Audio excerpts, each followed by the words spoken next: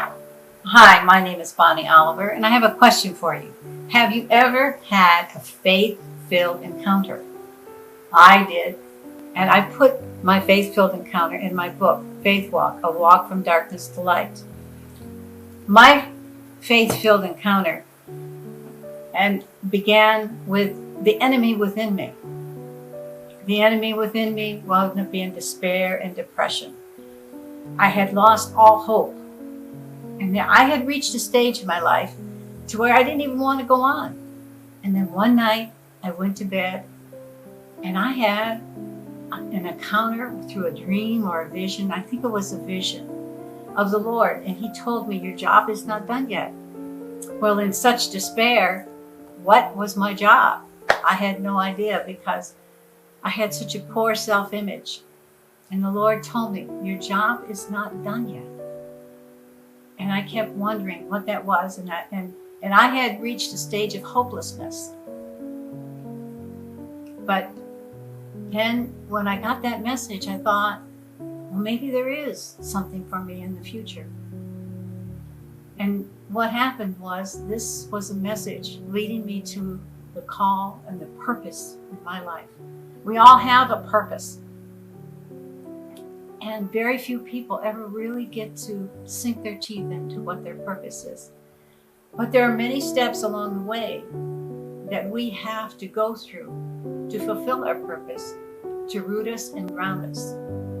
And in my faith-filled encounter, I had 4 steps. 4 is the number of foundation. And I had to get rooted and grounded in order to be able to accomplish the purpose of my life. And with that, I had some hope. And Proverbs 13:12 tells us, hope deferred maketh the heart sick, but when the desire cometh, it is a tree of life.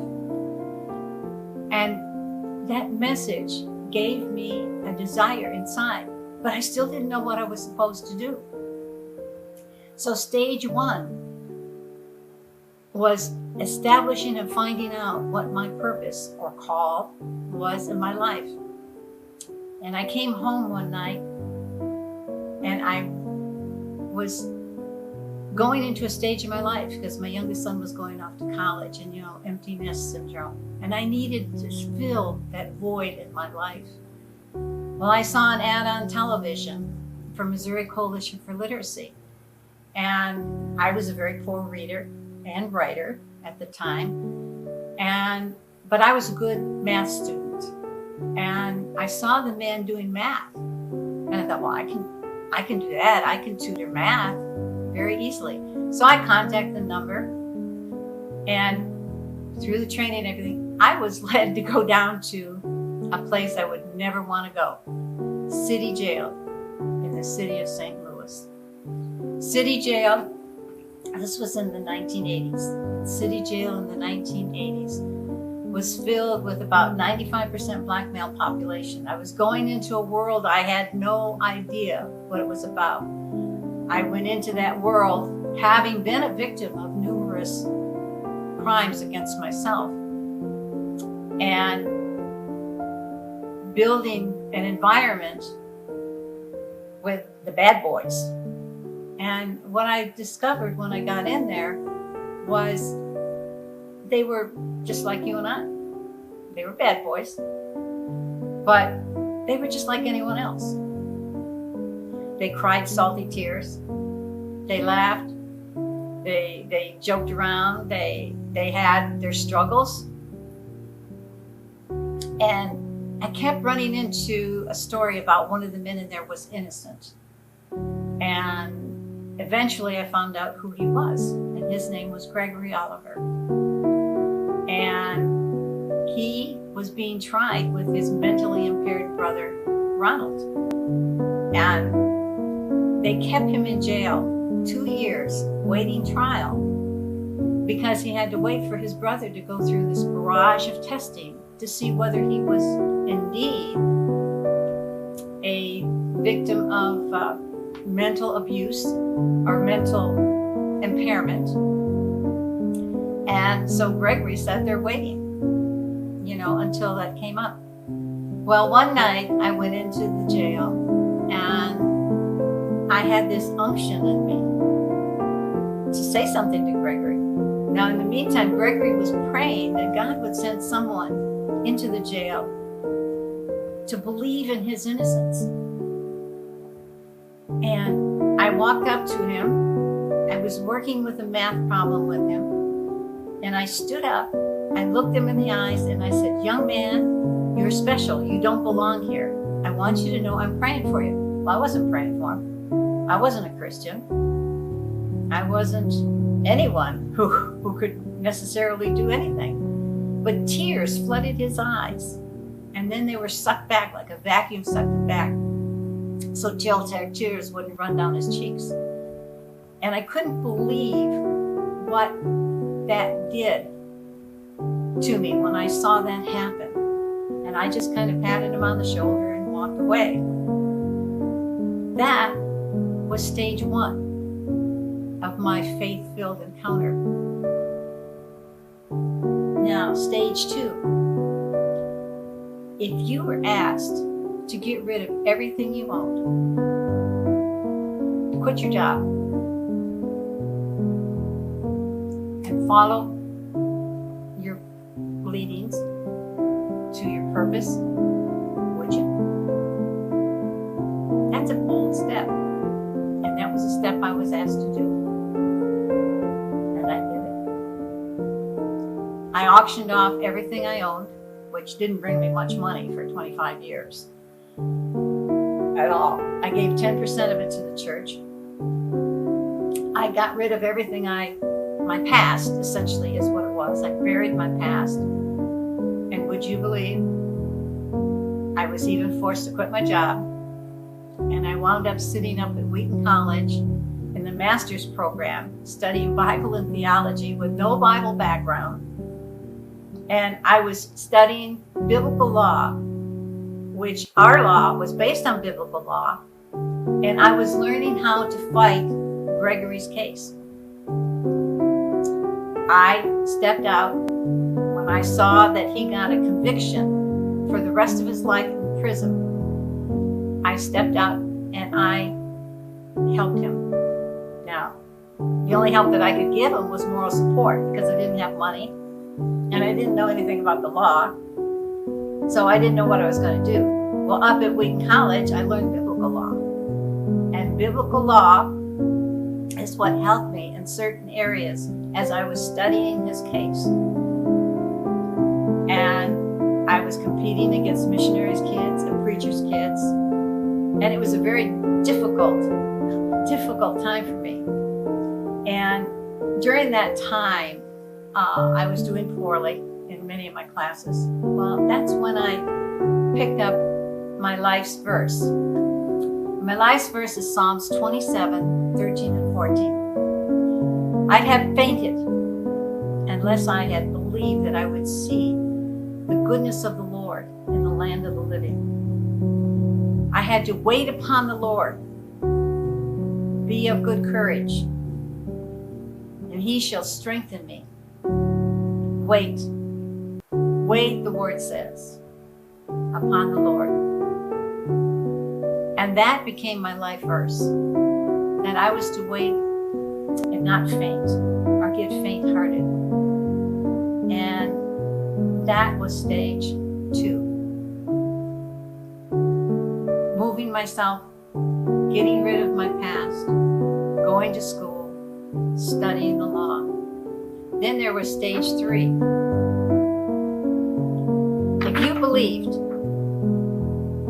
the Lord was asking you to follow your purpose, that you had to go to jail for justice sake, would you? Would you agree, or would you say, "No, God, I can't do that"? Well, I agree. Now, I fought with him, and you can do that, and you can fight with him, but I can flat out tell you he's going to win the battle, okay? And he's going to keep at it. And what happened was, while I was in Wheaton College, I was doing the research, and I was researching Martin Luther King. And I saw a picture, and in this picture, King was being manhandled and arrested in the city of Birmingham, Alabama. And I kept being drawn to this picture, and I was wondering, God, what are you trying to tell me through this picture? And finally the message came. I want you to go to jail for justice sake. And I said, what? You're kidding, God. You really don't want me to do this. Yes, you have to go to jail for justice sake. Well, I battled with him in prayer for at least 2 hours. And I battled and battled and battled. And he just kind of, okay, all right, when you're finished, you know? And at the end I said, not my will, God, but yours. But then I said, you got to confirm it. You got to confirm it in the mouth of 2 or 3. Well, guess what? My first confirmation came that night when my neighbors invited me upstairs to watch a movie. The name of the movie was Cry Freedom. And it was about Stephen Biko, a South African apartheid leader who was jailed and martyred for justice sake or for his movement for civil rights. And I thought, oh my God, that's confirmation number 1. And it kind of bothered me because I had one confirmation. And I wrestled with the Lord again for another couple hours. And finally I came up with, okay, Lord, not mine, but your will be done. But you got to confirm it out of another mouth. Well, I went to church. And one of the ministers at church, we had an altar call. And for some reason, I don't usually go up to altar calls, but for some reason I went up at this one. I felt I needed it after the word that I just got that I had to go to jail. And he was gathering people around, and all of a sudden he spun around and he pointed right at me. And he said, there are 3 people coming against you, but I have blessed you and ordained you to go through this. And as soon as he said there's 3 people coming against you, I saw 3 appeal court judges for Gregory's case. And I thought, oh my God, that's confirmation number 2. Well, I went home, God and I wrestled again, but I had to give in and do his will. Well, what happened with that? So now I know I have to go to jail. Now, what's going to cause them to put me in jail? Well, Gregory's appeal hearing was coming up, and I was doing some research, and I just happened to run into something in the library about the Federal Speedy Trial Act, and that the trial is supposed to be, a person is supposed to come to trial within 6 months. They only spend about 6 months in jail and then come to trial. Well, Gregory had been in jail 2 years awaiting trial because of his brother's mental condition. And so it just so happened that Gregory's appeal attorney sent me a copy of the state's brief for Gregory's case. And I read it and I was mad because that brief only focused on a timing issue. It had nothing to do with his guilt or innocence. It only focused on timing. And I thought, well, this is ridiculous. They violated the Speedy Trial Act. They're arguing timing. So I sat down and I wrote my own brief, and I was rebutting the state's brief on timing.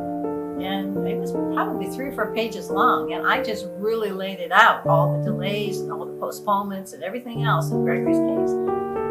And I sent it to the court. And I knew when to send it to the court because God prompted me to send it to the court. And I got it there in enough for them to read it. And then I showed up at the appeal hearing. And when Gregory's lawyer got up in front of the appeal judges, she had 2 arguments, 2 basic arguments. And one was Gregory didn't murder anyone. And the second one was why the court upheld this jury decision. And one of the judges agreed with her completely.